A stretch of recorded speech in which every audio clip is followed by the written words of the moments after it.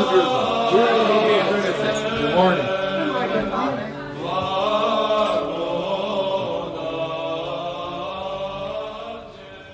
Every year, Sunday night and Monday morning of the Renewal or Bright Week, we begin at the very beginning of the Gospel.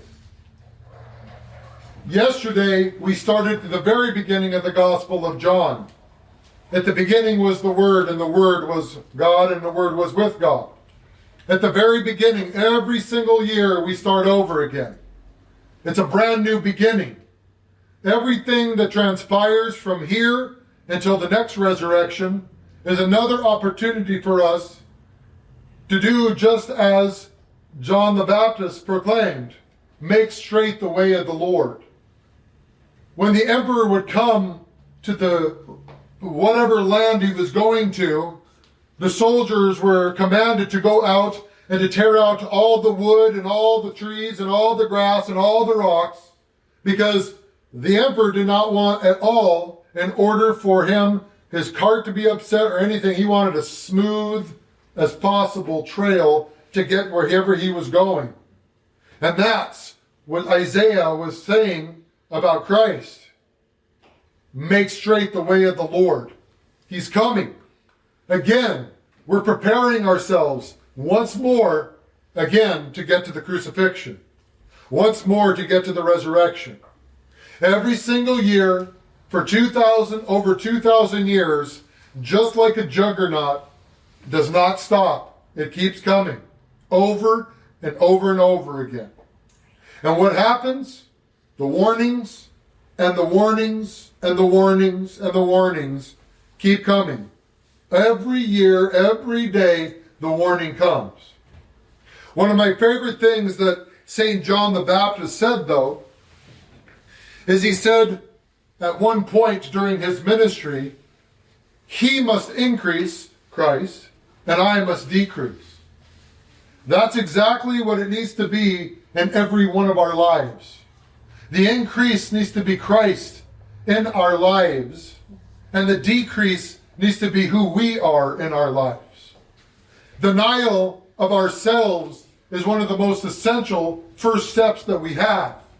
And every year, if you can make it through Great Lent, and if you can make it through Pascha, and you can make it through Holy Week and Pascha, you will have a renewal because you have submitted yourself and decreased what you wanted to allow Christ to increase in your life. And that's what we must do every single time we wake up in the morning as well. It's a beginning. Every time it's a beginning. And every time we draw a little closer to God, I know I've experienced this in my life, the farther apart I feel that I am from Him. No matter how many times, no matter how much progress I felt that I've come to get to know God, I begin to see the depths of my iniquity. I see the depths of my inadequacy. I feel the depths of my darkness and the abyss of sinfulness that I am. Because my arrogance and pride oftentimes blind me to that fact. But yet when I draw closer to Him, I feel so much more at ease in my life.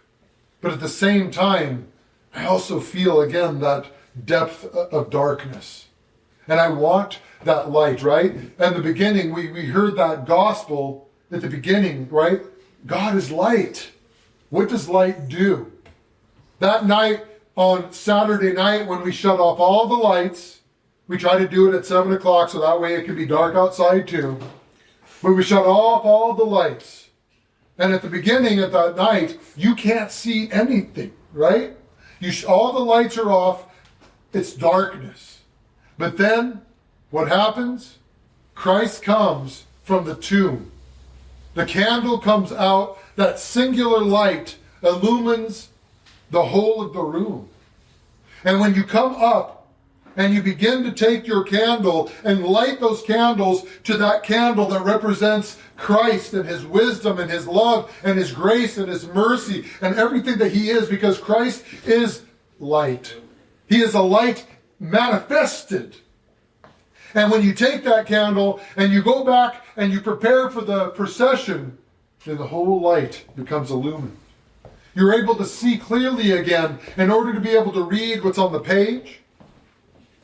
And again, it starts something brand new. Every year when it comes, Lent starts again. We do 40 days of Lent. We try our best. We struggle. And that beautiful sermon by St. John Chrysostom. Come ye that have been here for the entire time. Come to you that have been here halfway of the time. Come, you who have come during the last days of the time. Come and enjoy and be a part of the celebration.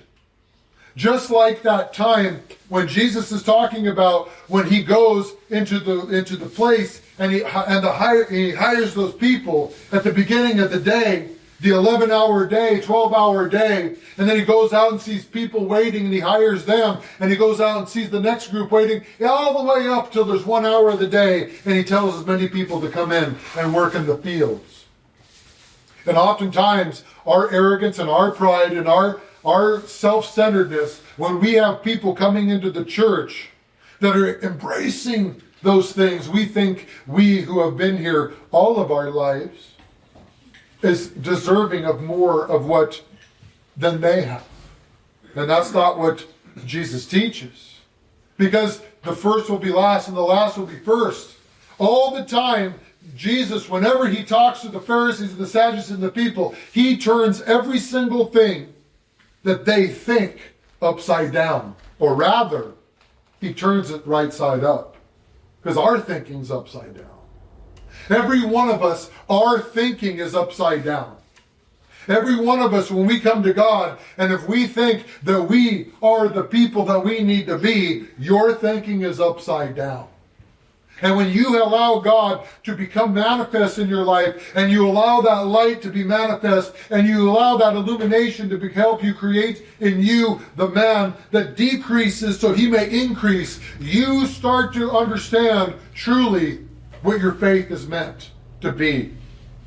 So today, again, bright week, fast free this week, no fasting. It's also important to follow the fasting rules when it says there's no fasting, because it submits yourself to the church and what its teachings are.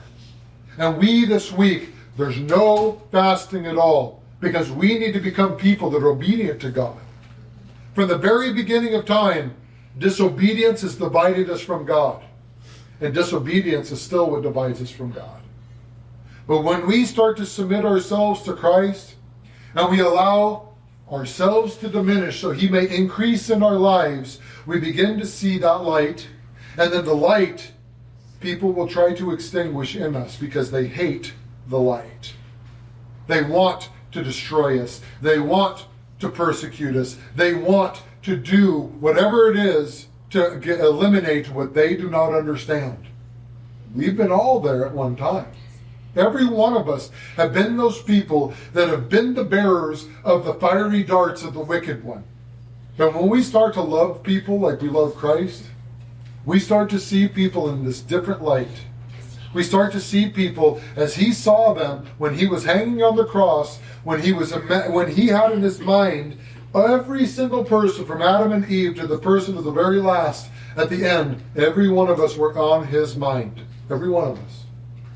So today, as we begin Renewal Week, remember, pray that you have the option and the opportunity and the chance to get to see another Lent.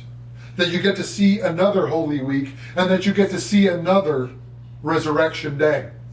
Because that is our goal every single year, to get to that pivotal moment in our lives to help us to become the men and women that we are called to be in order for us to become the Christians that we're actually meant to be.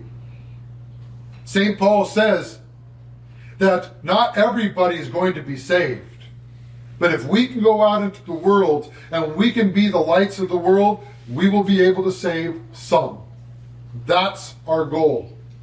All is what the hope is, but some is the reality. Because as soon as people realize who Christ is, They're either going to hate him or they're going to embrace him with every single part of their life. And the war begins when you start working towards the end. So let us glorify and praise the name of the Lord today and worship his holy name. Amen.